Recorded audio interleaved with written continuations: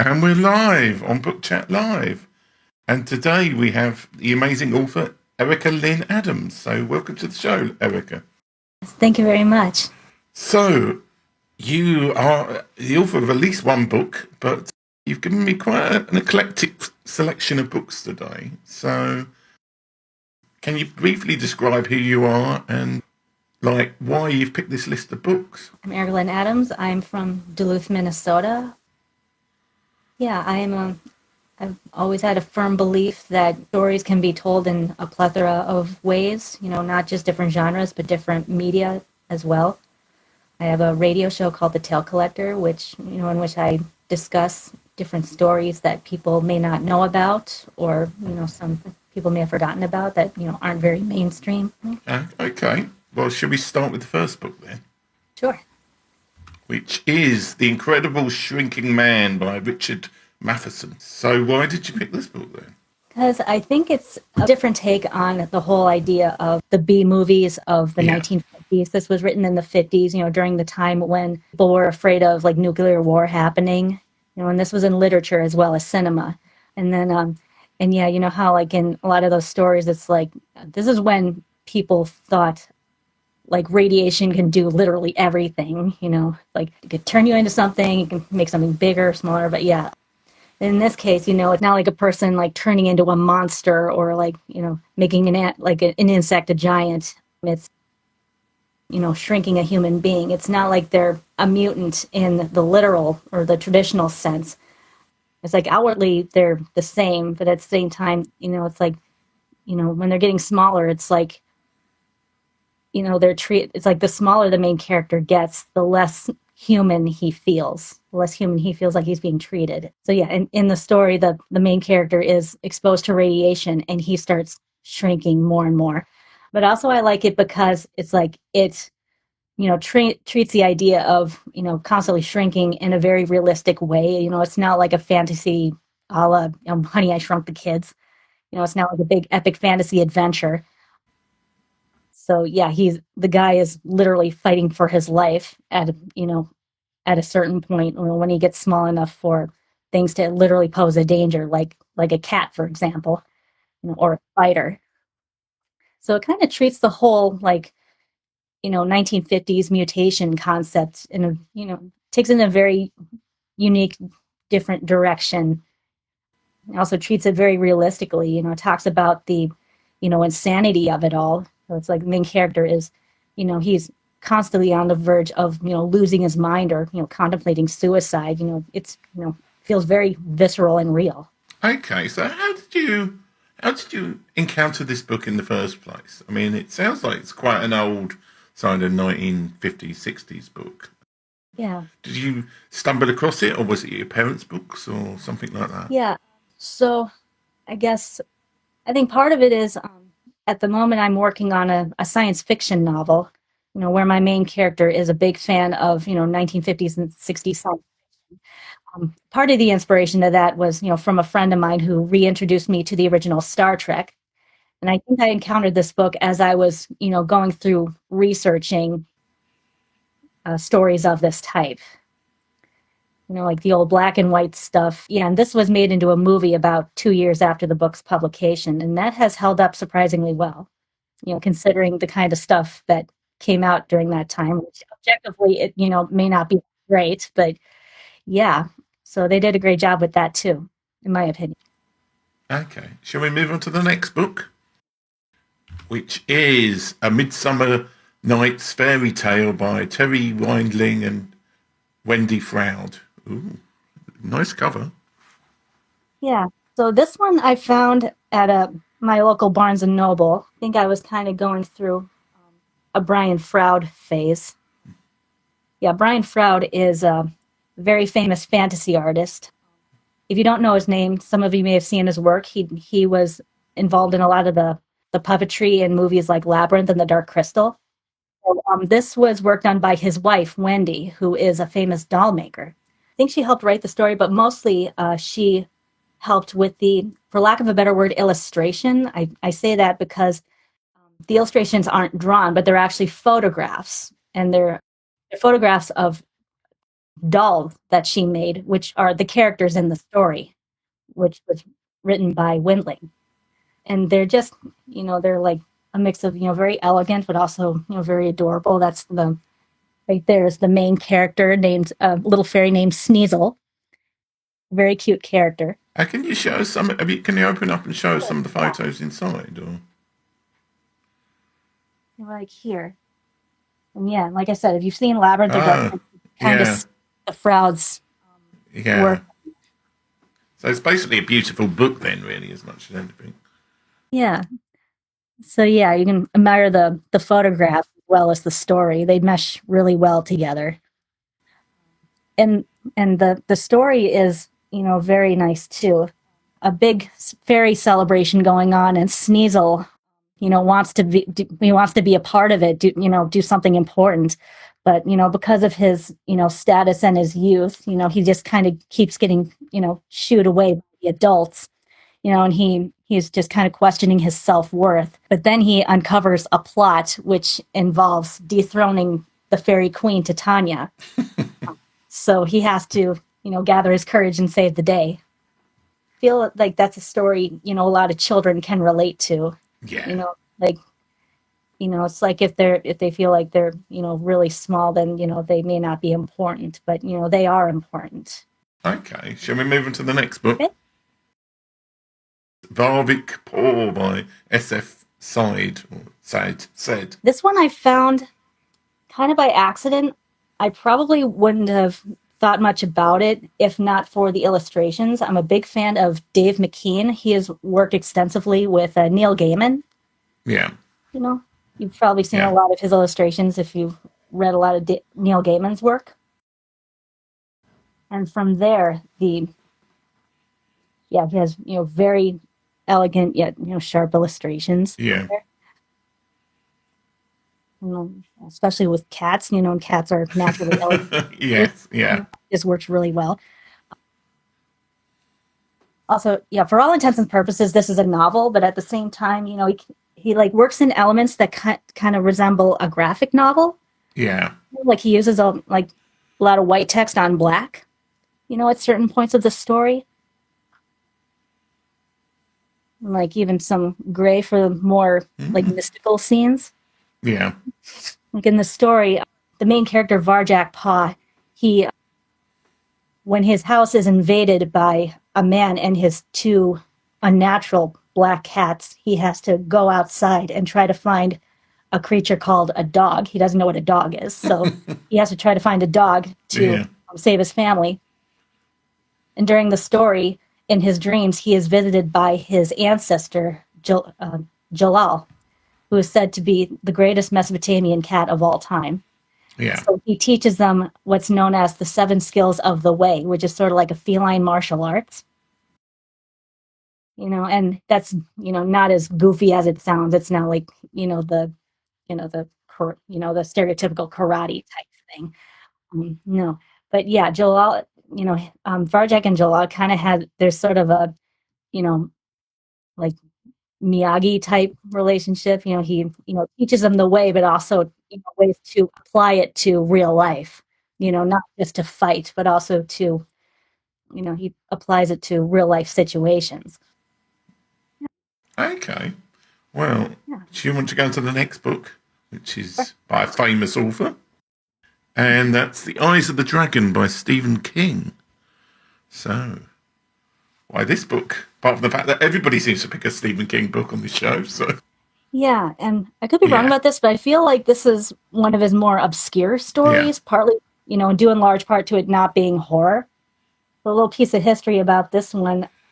I think, by the time Stephen King wrote this one, he had well established himself as a Yeah. horror writer because he had like The Stand and It and Carrie and the like already well out. So by this time, I think partly because his children wanted him to try a fantasy novel, for younger readers, and so he obliged with this one. But then when he published it, the reception was kind of lukewarm at best. Fun fact, he used that experience as his inspiration for Misery later on.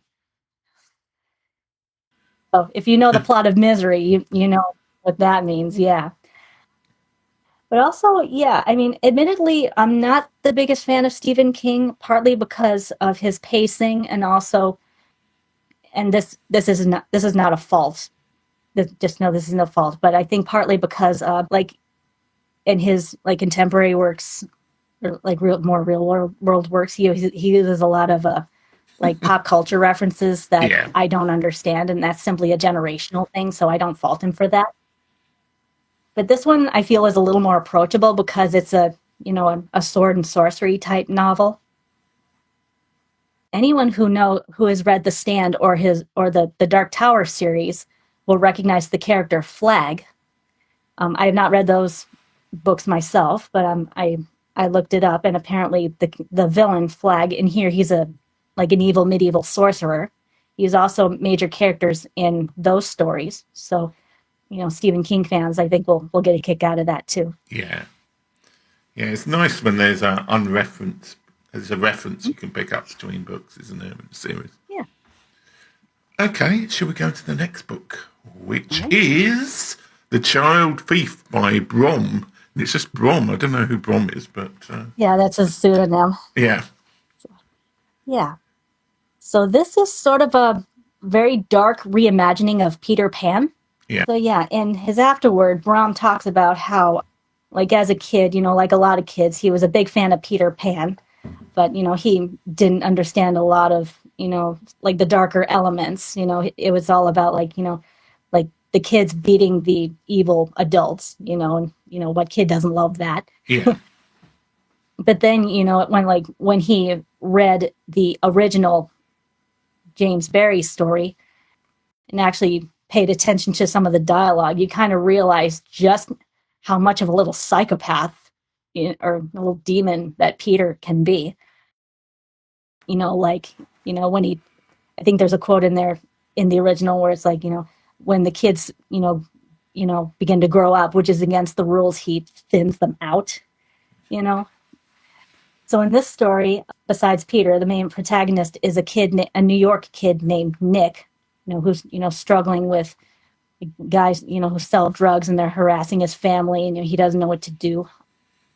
So Peter, comes and promises him, there's a land where, grown-ups aren't allowed and yeah, we can do whatever we want. Yeah, it turns out Peter's been recruiting these kids to be young soldiers in a war that's going on.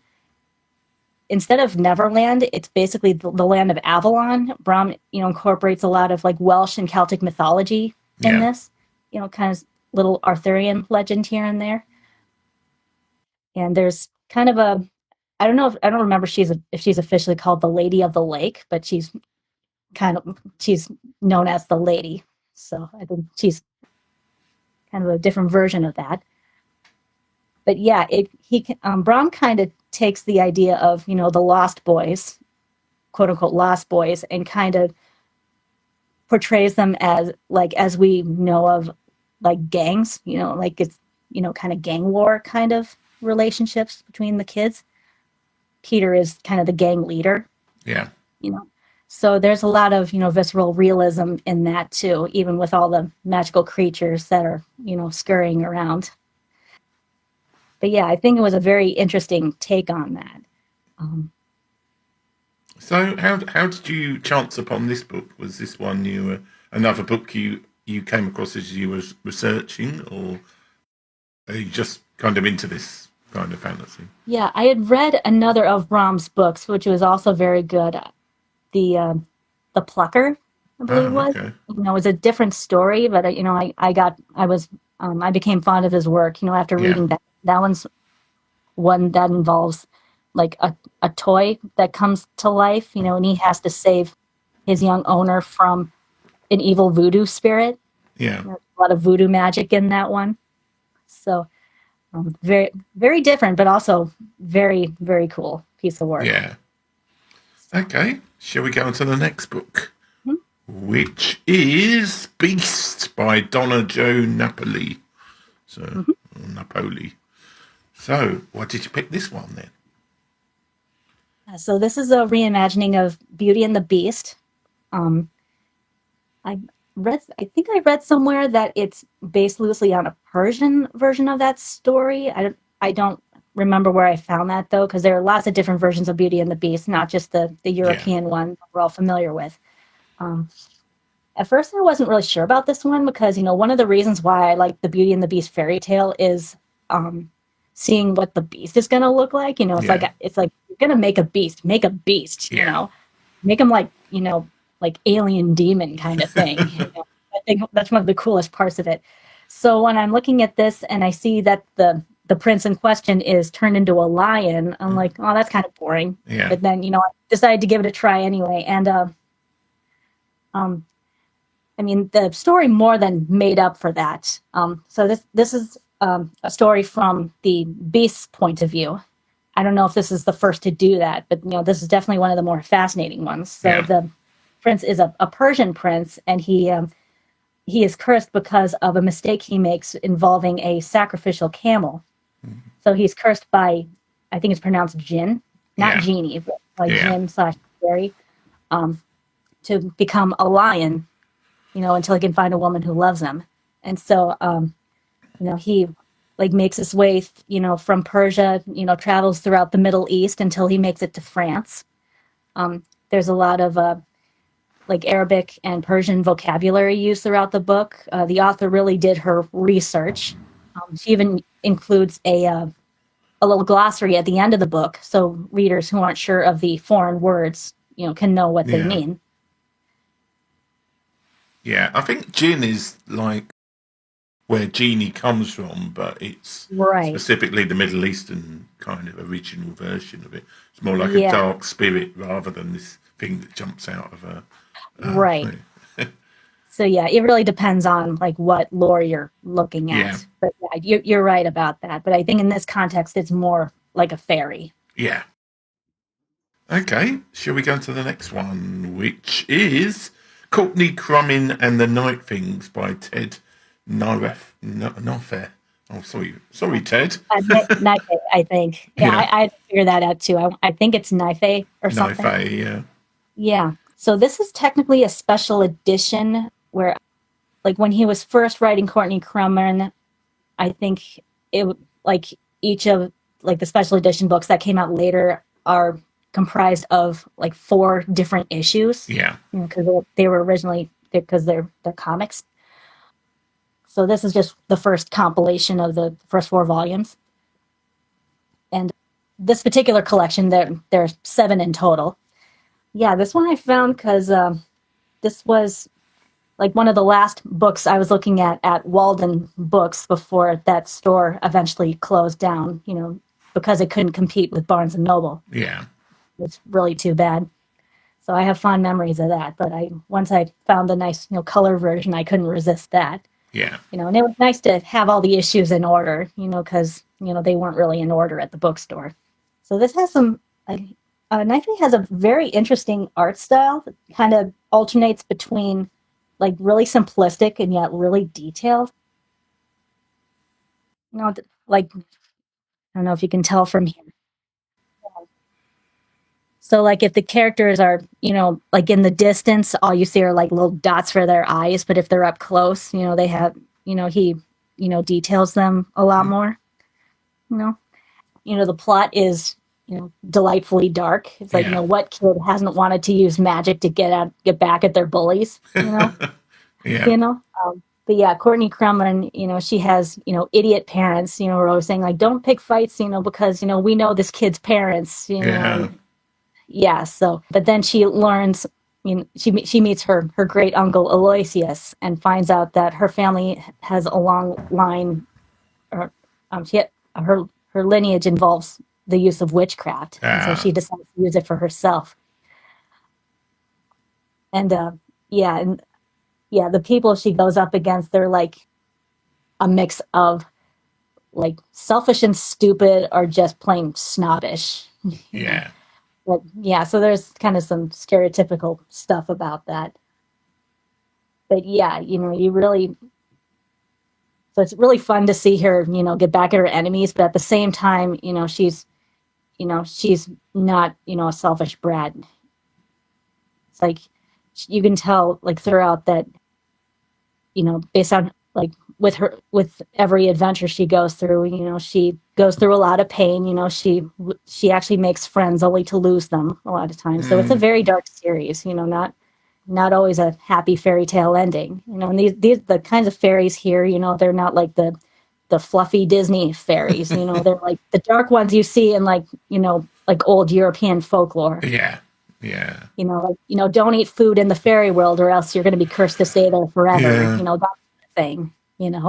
Well, I think a lot of the traditional European fairy tales are actually quite dark. I mean, they've Yeah, been sanitized for the 20th century, 21st century audience. So, very, very true. So yeah, similar to Brahm, with the child thief, Ted, is kind of going for a similar vibe here. yeah, He does not, mince words as far as what fairies are capable of. yeah. Okay. Shall we go to the next book, Mhm.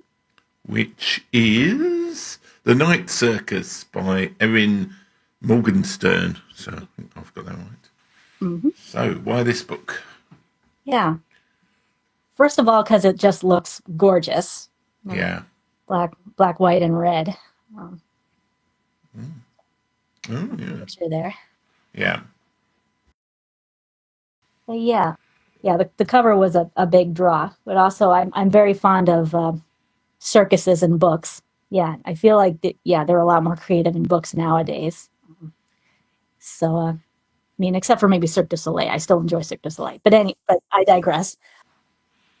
But yeah, also, so yeah, the two main characters in this book, Celia and Marco, they're each trained from childhood by a magic user, and they use very different methods of magic. And once they're adults, they're to be pitted against each other in a like magical battle of wits, but with a circus as the arena. But no one else knows what's happening. All they know is that there's a new circus in town, and it's only open at night. And instead of one big tent with a bunch of acts in it, it's a bunch of little tents that people can go touring in as they please. All they know is that it's just the most fantastic thing they've ever seen, and they're satisfied with that. But the problem is when Celia and Marco, when they finally meet and they realize, that they're both opponents, they end up falling in love. Not only messes up the contest, but more importantly, it affects the magic of the circus and actually puts people in danger. So and also, yeah, I don't actually, I probably shouldn't spoil too much more than that, but it gets, pretty intense from there. So you've got fighting, you've got romance, and you've got circuses. So Yeah, something like that. Yeah. Also, what's really nice about this book, as far as the background, is that the author, I, I don't know, are you familiar with NaNoWriMo? yes, yeah. Yes. The author wrote this, I think, over a course of 3 NaNoWriMos. Oh, yeah, So I don't have the time or patience to do that myself, but I very much respect anyone who does. So props to her. Seriously. yeah. No, I've done NaNoWriMo 3 times. So it's like, well, I've done it successfully 3 times. I've tried it about 5 times and not done it. Well, very good. So, yeah. Awesome. Right. Shall we go on to the next book, Mhm. which is Sideways Stories from Wayside School by Louis Sacre. So, why this one? This one was a staple of my childhood in elementary school. And it's like, having to go through just, the ordinary, banality of, normal elementary school. This was kind of a nice change from that. So the backstory of this is that, like, when they were, like, in the story, when they were trying to build the school, it was supposed to be like 30 classrooms all on one story, like all next to the other. But instead, the builder got mixed up and ended up doing like 30 story, like one class per story. And Uh, and the builder said he was very sorry. yeah. Yeah, so each chapter is, about a kid in the classroom, or like the first two are about the teachers. Like the first teacher, she's basically a witch turns kids into apples for the slightest mistake. Like she wiggles one ear and then the other and sticks out her tongue and turns a kid into an apple. Yeah. But then she's defeated, and then they get a new teacher, Mrs. Jules, who's kind of a ditz, but she's a sweetheart. And from there, each chapter revolves around a kid in the class, and it's just totally bonkers. So, like, one is about a kid named Paul who can't resist pulling the pigtails of the girl in front of him, and a girl sticks, bubble like chewed gum on his chair, and then he's stuck to it, and then the rest of the chapter is just them trying to figure out how to get him off the chair. The funny thing is like this is all treated as normal. This is like par for the course, just another day in school for everything. And they make it clear, like in the little prologue of the story, it's like, when the kids here were told about other schools, it's like, they thought they were silly too, I mean, that's the thing, though, is like at school, where they are very isolated environments, so you have no idea what normal is as a school because you're a kid, aren't you? Right. And then also, there's no 19th story. So I think, isn't there like a superstition where there's like no 13th floor in a hotel or something? I think they're doing something similar here. So it's like there's no Mrs. Zarves and no 19th story. So I wonder if I can find that actually. So there is no Miss Zarves. There's no 19th story. Sorry. They actually go on to mention it. Also means that you can do the challenge of, like, if you have to recite a chapter of a book, well, you can do that one, can't you? I mean, it's a story, it has a middle, well, maybe not beginning, middle, and end, but I mean, it tells you everything they need to know. Yeah. Okay. Shall we go on to the next book? Right. The Invasion, Animals 1 by K.A. Applegate. So, why this book? Ooh, looks cool cover. Yeah, kind of like the night circus is like you see the animal inside. Yeah. So when I was a kid, I was kind of dabbling with series like Babysitter's Club or Thoroughbred, and they didn't really hit me. But then this was the series that got me reading as a kid. Kind of like how Harry Potter got a lot of kids reading that when it came out. This was my Harry Potter right here. Wow. So yeah, it's about a group of kids who come across a dying alien on Earth, alien named Alfangor. He's an Andalite, and Alfangor tells the kids that Earth is being invaded by by aliens called Yeerks. Which when they infect a host, they control them. So it's sort of a invasion of the body snatchers kind of thing. So to help them fight, Alfangor gives them the ability to turn into any animal whose DNA they acquire through touch. So it's sort of a superhero type story, but also superhero sci-fi kind of story. And one thing I like is that each book isn't very long. It's very fast paced.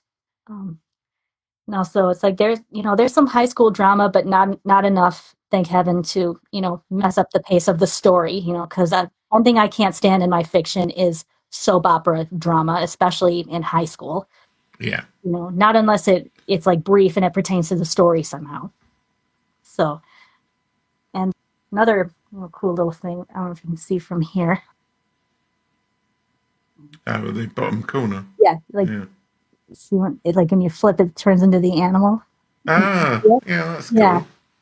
Yeah, I don't know if later editions did that, but I have the original ones. Yeah. So it's like a nice little flip book in the corner. So, and each book was told through the point of view of one of the kids in question.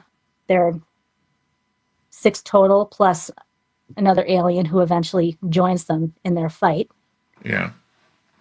So you kind of get different perspectives on their adventures through each book. Okay, that's good to know. It actually sounds quite a fun series. Yeah. What sort of time frame was this published? Was this like 70s or something? Or 80s? This one, Yeah, I was in elementary, like middle school when this Oh, was. okay. So So this would have probably been like look. okay. So this particular one, this edition was 1996. Oh, okay. Yeah. So So quite a lot. yeah. Yeah. So this went on for a couple of years. I think it ended maybe in the early 2000s, Yeah. and I think there are 52 books total of the main series here, and Yeah. then a couple of spin-offs and like prequel series, that help give perspective on some of the characters and stories that, the side characters that are involved in the main series. Okay. Well, talking about big series, the next book is not a book; it's a sub series of books, of which three of which I've picked to put on the Amazon thing. But on here, I've just got the American Girls series. So Yeah. there's a lot of these books, isn't there? Various different women as the title. Anyway, I'll let you explain it because you picked the books. Right. So yeah, the publication history is a little muddled in my head, but basically there's not like an overarching plot per se, but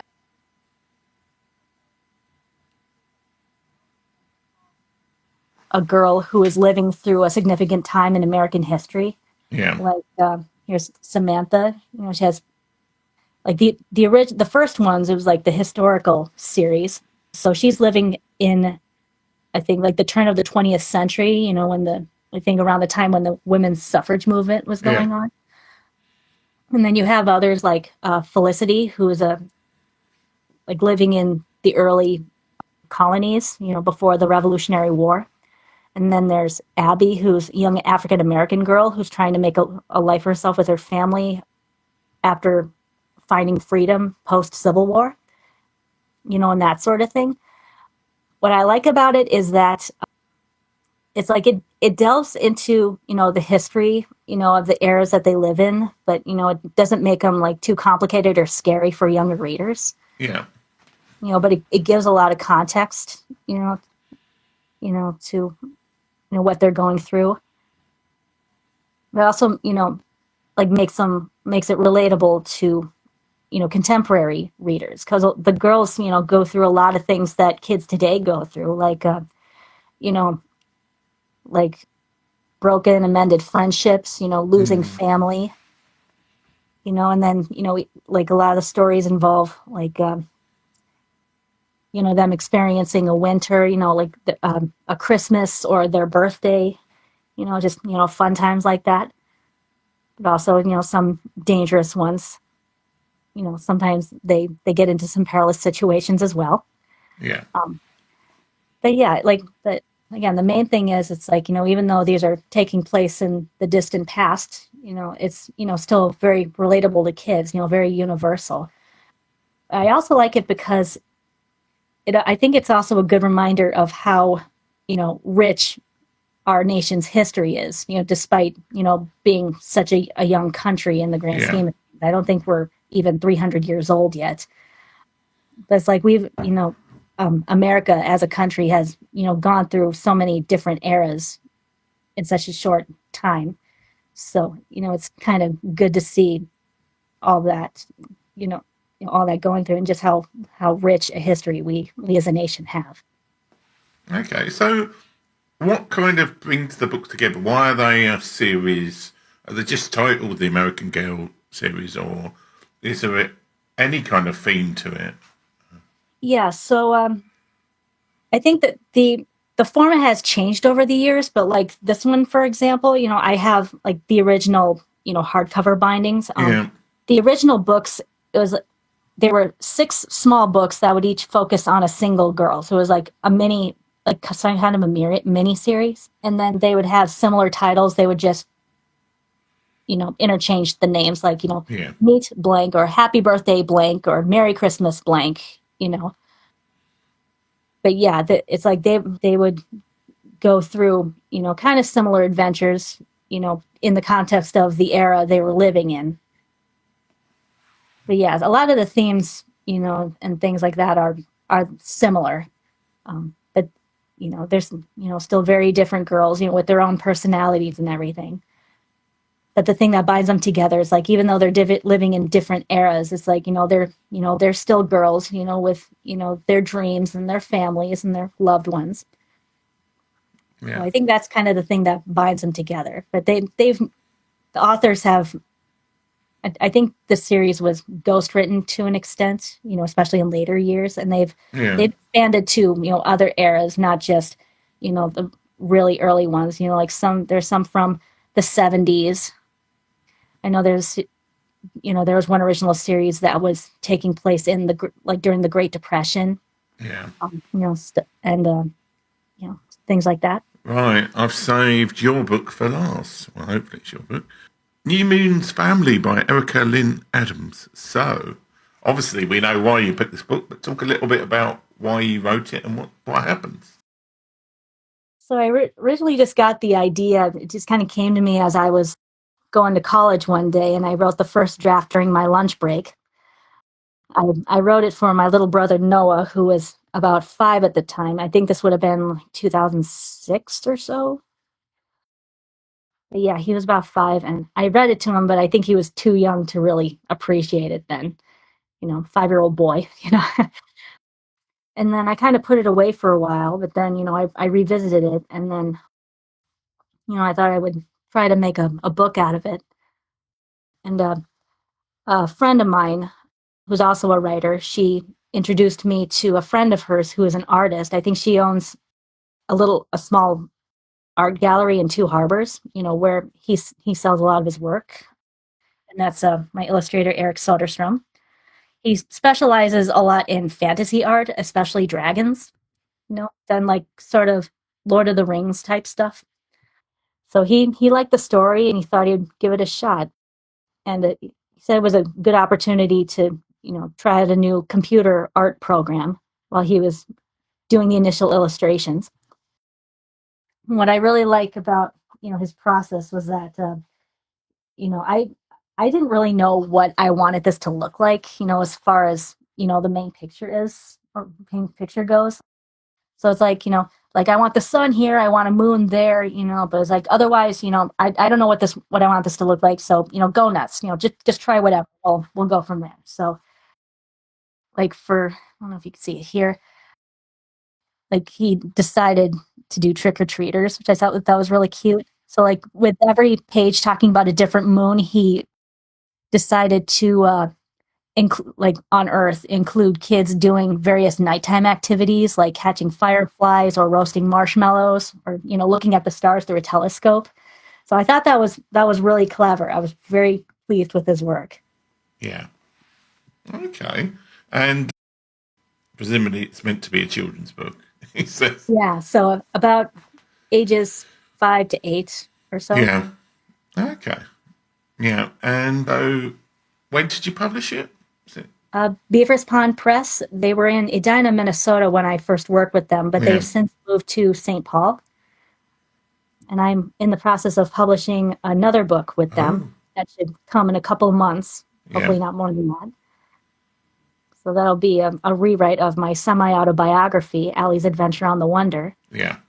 So hopefully by this summer we'll have that out. I'll be letting everyone know. Yeah. Well, I have two questions I ask everybody at the end of the show, and you've kind of semi-answered one of them.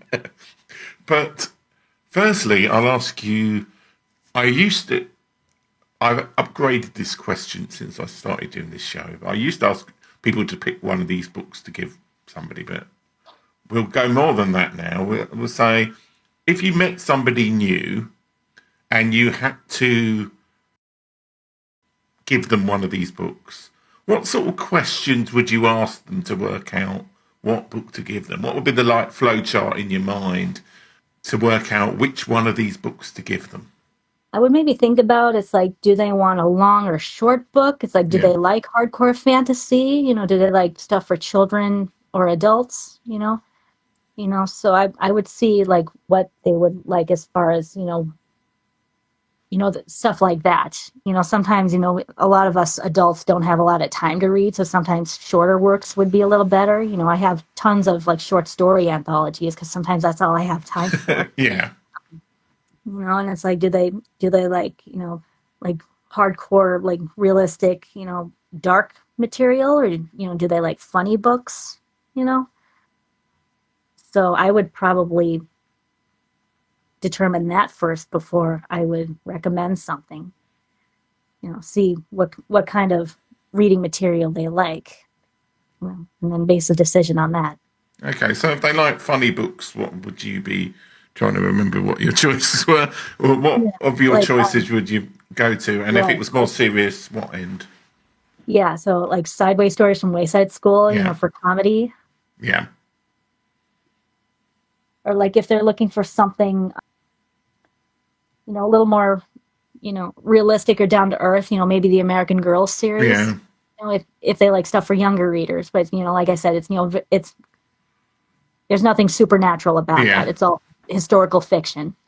But if they're, looking for something kind of action packed, then, Varjak Paw, yeah, or like, something, like shorter and simpler to, maybe to read before bedtime, than A Midsummer Night's Fairy Tale, or like, something dark and gritty than The Child Thief.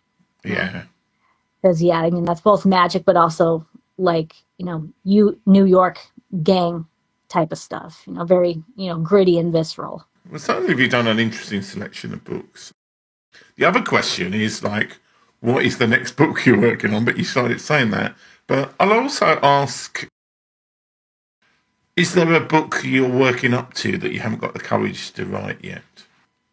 I'm hoping this will answer that, but I did mention that I'm working on a sci-fi novel. This will be my first one exclusively for adults. Yeah, It'll actually be like an 18 and up kind of thing. I think after reading stuff from Clive Barker in particular, his stuff is, extremely visceral, like extremely violent, very sexual, but also, very thought provoking, you know. So going off of that, and and the inspiration I got from older science fiction, just developing a love for that. As I was reading Clive Barker, I'm like, if Clive Barker can publish stuff like this, then I think I can maybe get away with what I'm trying to write. So yeah, part of it was kind of a challenge to myself to see if I can write something adult and mature, but still, something tasteful, or at least, thought provoking. That isn't just, cheap garbage. yeah. And are you going to do that under a different pen name? Because presumably, like kids and hardcore sci-fi are probably not the same Yeah, thing. I I'm not sure yet. I mean, I haven't thought about it. It's like I kind of took for granted that it would be under my own name. Yeah, I'm only about halfway done, and I've kind of stopped, not necessarily because I want to, but part of it is, a matter of time. I do work full time, so that's yeah, part of the problem. But also I'm constantly doing research on it. I'm reading some Star Trek short stories. I read the entire second edition of the Twilight Zone Companion, yeah, behind the scenes stuff on that, and then like watching obscure 50s and 60s sci-fi movies and a couple of documentaries on that subject. So I mean, at the same time, I'm trying not to go overboard, because if I keep watching, then I'll never write the thing. yeah, But yeah, I feel like there's still some stuff I need to watch for research purposes, because my character is supposed to be very informative about this stuff. So I want to make sure I get it right. yeah. So And I don't ask everybody this, but because you're an author, are you a pantser or a plotter? Do you plot the books out before you write them, or are you just I write, you sit and you write kind of thing? a little of Yeah, both. I absolutely despise outlines. I will, I hated them even when I was in high school and yeah, college. So I'll never outline a story, but I will have like the very, very broad plot in my mind, yeah, but I will figure out the details as I go along. So it's kind of a little bit of both. yeah, So it's like I know like point A to point B, as it were. But how I get there, that I kind of try to plot out as I go. yeah, Like I'll get to a point, and then I'll realize that it doesn't mesh with a previous part, so I'll redo the previous part. Kind of smooth that out. Mm. So, does that answer your question? yes, yes, it does. Okay, well, you've been a great guest today. Can you, before we finish, can you tell people about how to find out about you, to get in touch with you, how to buy your books? Yeah. So my book is on My New Moon book is on Amazon. Yeah. Allie's Adventure on the Wonder will go onto Amazon as well once that's finished. Just doing some last minute polishing on that. So you can check out Amazon. And my radio show, The Tale Collector, is on KTWH 99.5. You can listen in to the full series in real time at ktwh.org. You can have a streaming option. And you can find links to all of that on my website, elatales.com. You can find a full schedule of my show, and homepage has a listing of my books, and you can read the blog versions of all my episodes on there as well. Yeah. Okay. Well, thanks so much for being the guest, and thanks to the people watching on Amazon. Thank you for the invitation.